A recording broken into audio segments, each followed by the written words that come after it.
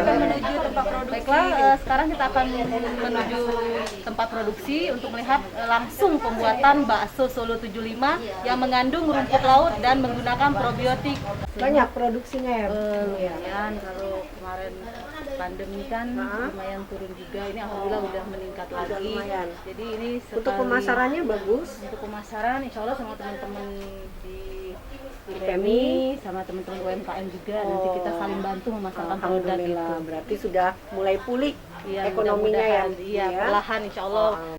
Dan di sini kita kelebihan bakso kita berbeda dengan yang lain. Kita menggunakan penyedap organik. Jadi kita tidak menggunakan MSG. Kita menggunakan penyedap organik. Kenapa organik? Karena di dalamnya ada probiotik. Karena probiotik ini bisa untuk membantu kecerdasan anak-anak dan untuk kesehatan juga. Setelah daging dihaluskan, kita masukkan ke dalam ini untuk menghaluskan dagingnya. Lalu setelah halus, kita giling bersama bumbu-bumbunya tadi, bawang dan sebagainya kita giling. Lalu hasilnya nanti kita masuk ke dalam mesin cetak. Ya, sekarang proses pembuatannya, cetakannya. Prosesnya, silakan.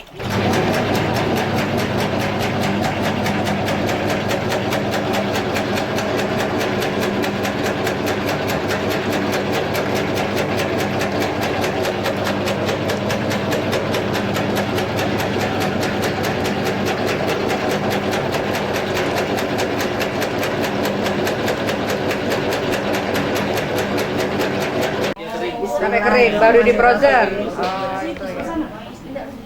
Nih, sedang mencicipi. Sedap. Enak, mantap. Hasilnya alhamdulillah. Alhamdulillah, bakso Onca Berbasis syariah. berbasis syariah, berbahan baku daging, dengan menggunakan produk halal, insya Allah akan berkah, laris manis, dibeli oleh masyarakat kita semuanya. Amin. IPMI, Kerja keras, kerja ikhlas.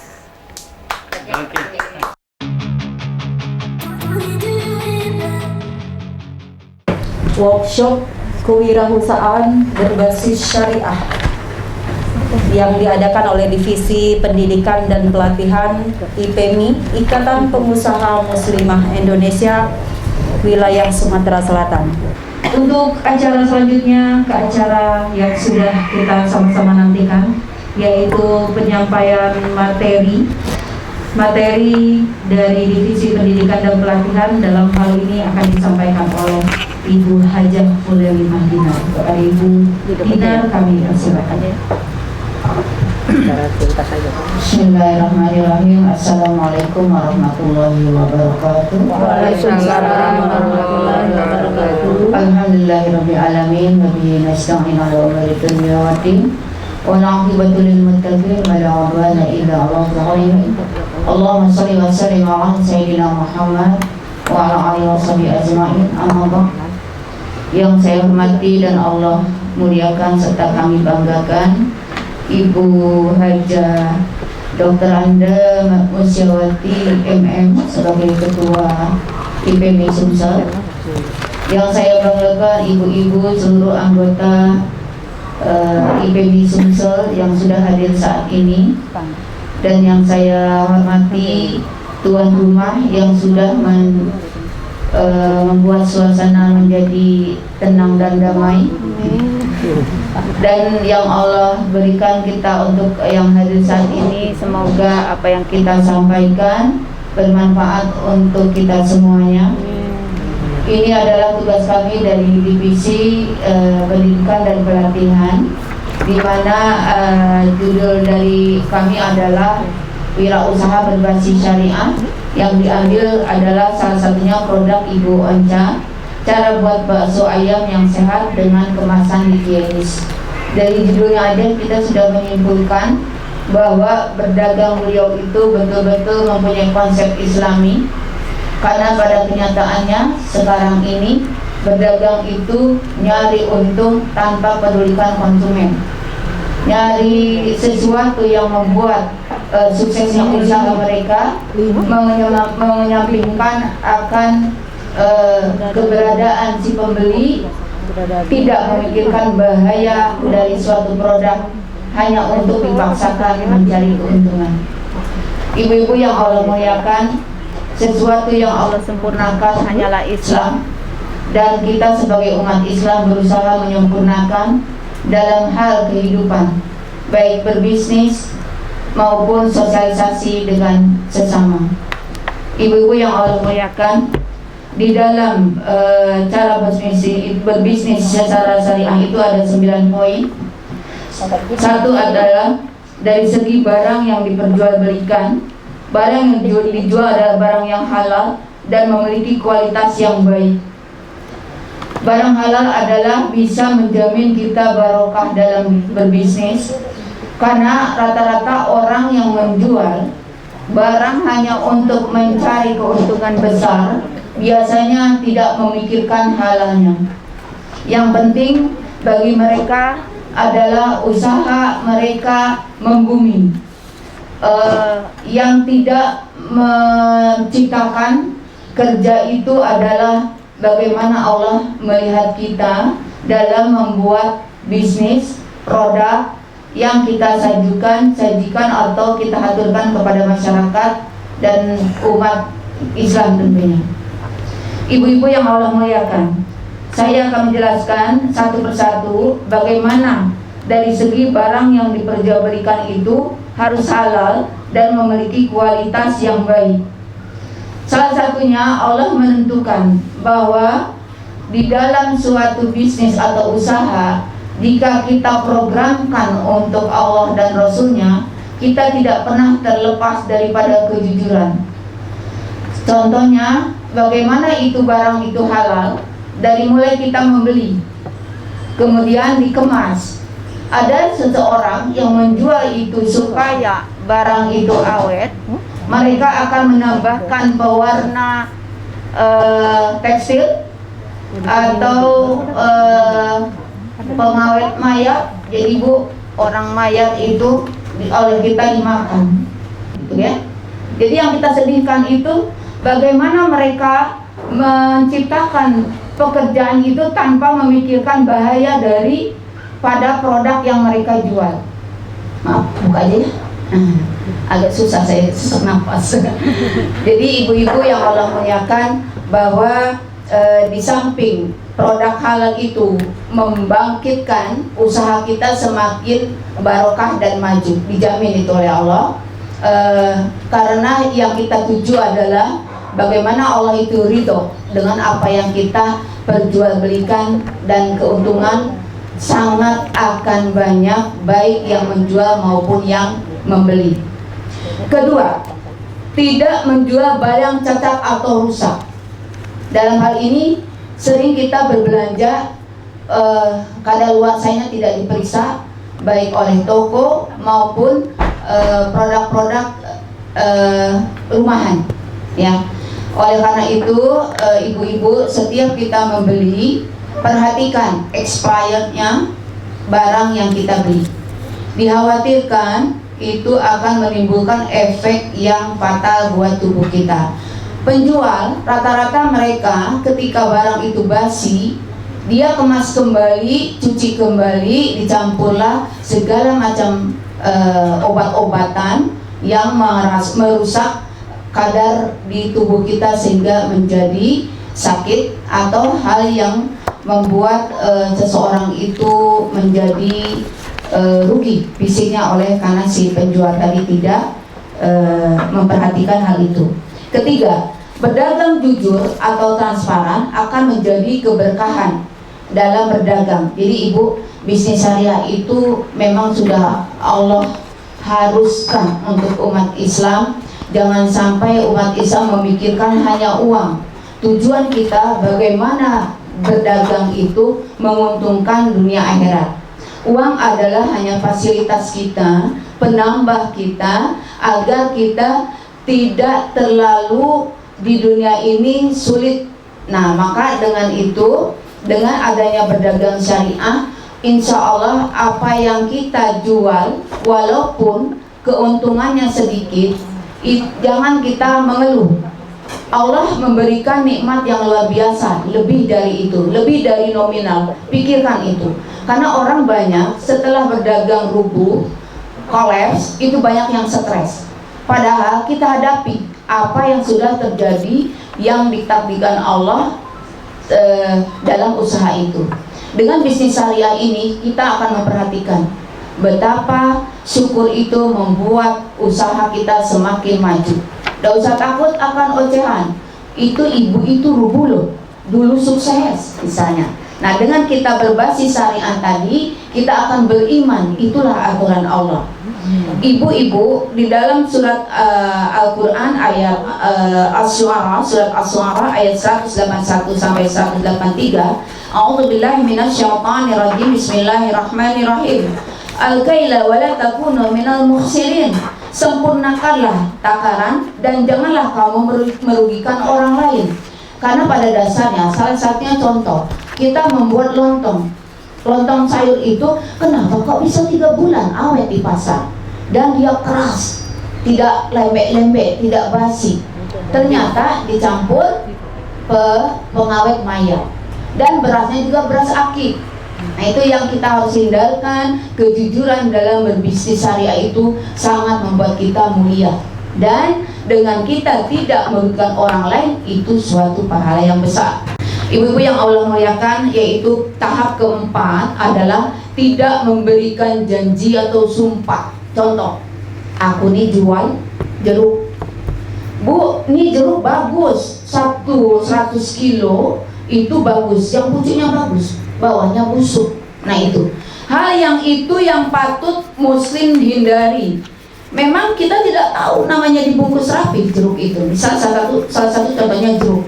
Tidak memberikan janji dan sumpah. Ini baju bagus. Seperti ibu jual online, hati-hati. Jual segitu, harganya itu, bajunya itu. Harga jual 350.000, pas sampai kainnya luar binasa, bukan luar biasa, panas, sempit, marketeng-teng kalau bahasa Sunda tubuh. Jadi benar-benar dipakai itu tidak nyaman.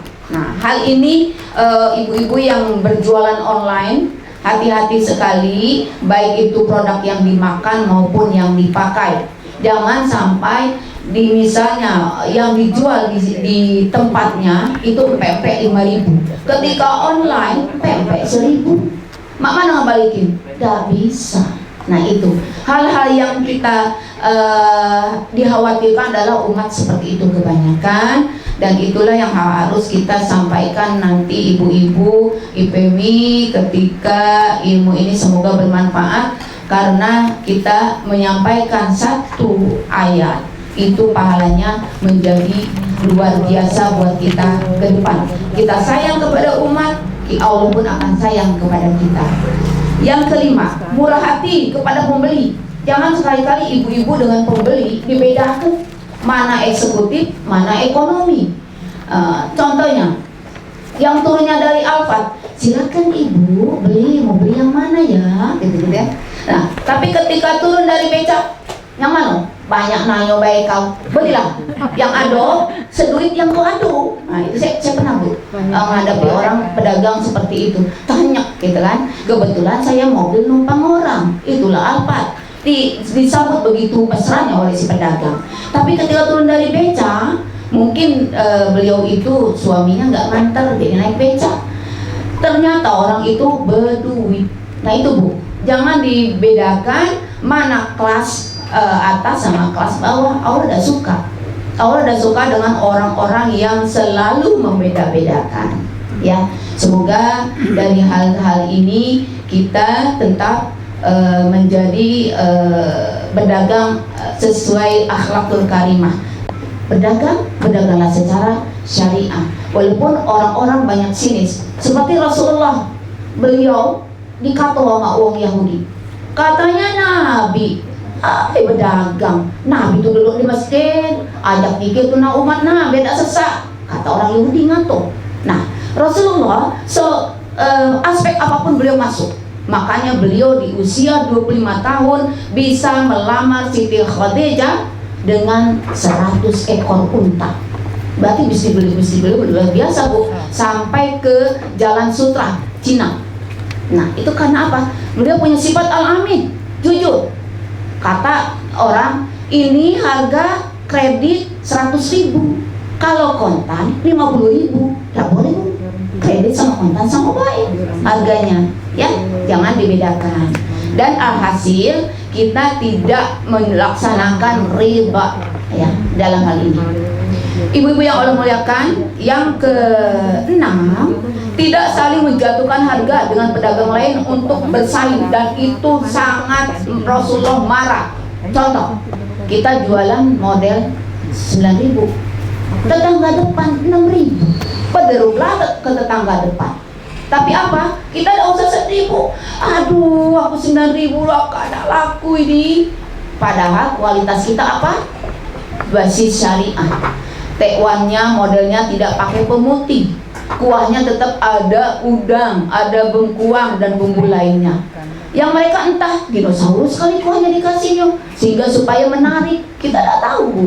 Ya, ada juga pernah di TV baju dalam dimasukin ke dalam kuahnya supaya orang datang, laris. Nah, itu biaya untuk mistik tuh Bu, merugikan dunia akhirat. Itu mistik. Tetangga ini laris sekali, ku taruh butang di rumahnya biar mati misalnya. Hati-hati deh. Ini yang termasuk menjatuhkan dan dengan pedagang lain supaya pedagang lain berubuh, haram. Ibu, banyak ya Bu ya, bukan hanya di lingkungan yang kita dapat, di luar pun sama, baik di pasar tradisional maupun mal-mal ya.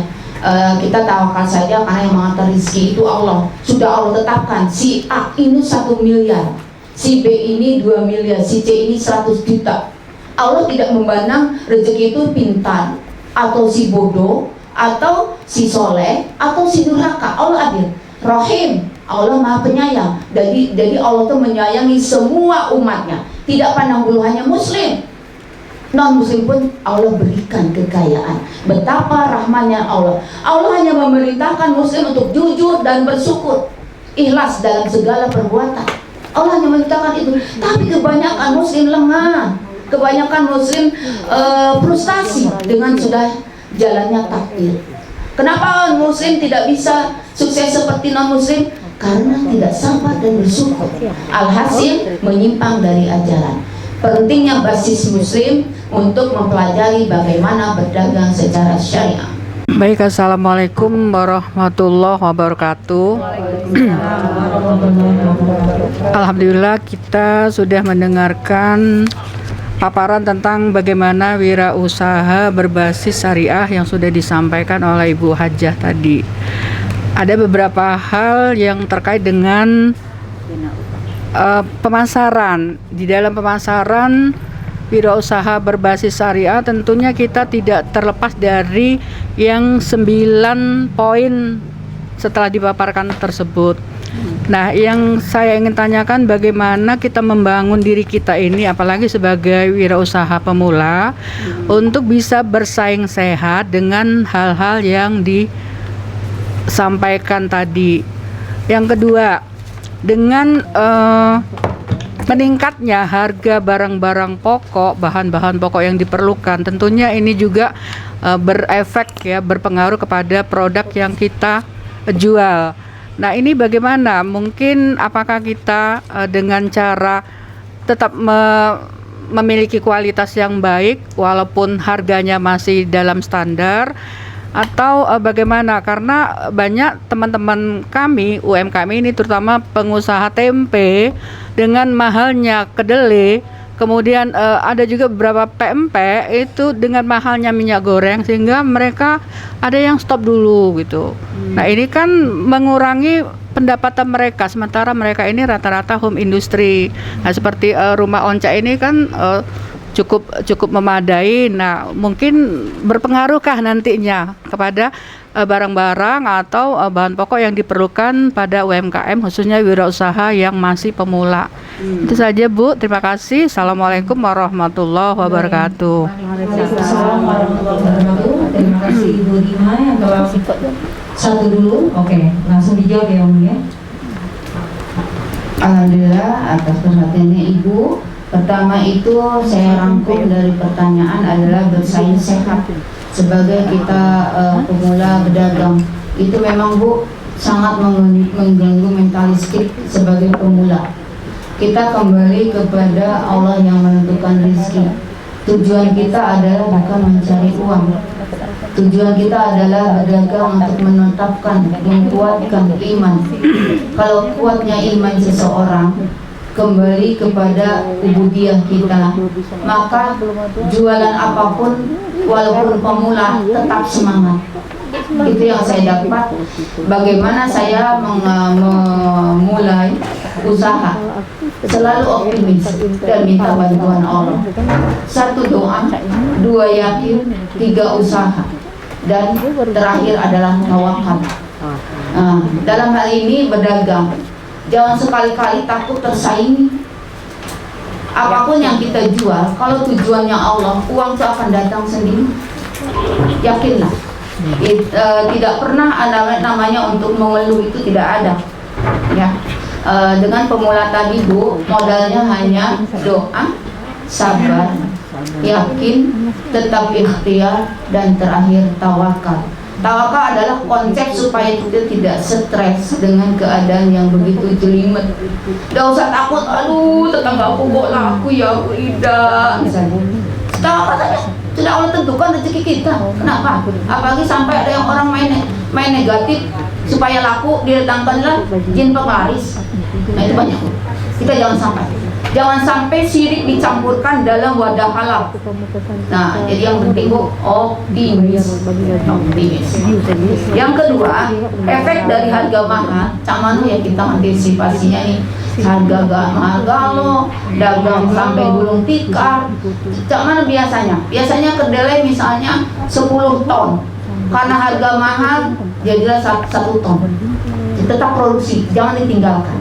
Ya, harga misalnya tadinya 5 cm terpaksa jadi 1 cm, tapi kualitas jangan dihilangkan sehingga harga menyesuaikan dengan modal. Kalau harga tinggi tetap 5 cm, berarti kita harus naikkan harganya. Tapi jika harga modalnya tinggi, harganya segitu, sesuaikan dengan jumlah tanpa kita ngotai masyarakat. Ya, itu Bu. Jangan ditinggalkan, terus saja. Jangan putus asa oleh karena semua bahan mahal. Teruskan perjuangan itu. Ya, hanya memang menurun Bu. Dari 10 ton jadi 1 ton, 1 ton turun lagi. Terus tawakal. Yang mengatur rezeki Allah. Ini kita lagi diuji semuanya. Begitu beratnya memasarkan produk dan menjual tanpa mengurangi kualitas Bu ya. Kayak pempek, harusnya pempek 5.000, 10.000 dengan harga keadaan sekarang. Tetap 5.000, cuman dikecilkan dikit. Dari misalnya diameternya 20 jadi 15. Itu. Tanpa mengurangi isi kualitas. Misalnya ikannya sekian, ikannya dikurangi. Ditambahilah pengawet-pengawet. Jangan Bu, supaya tetap jadi besar. Harganya juga sama itu banyak. Jangan salah. Kadang-kadang cak bawa apa gitu pempek ya. Itulah jawaban dari saya. Kurang lebihnya mohon maaf.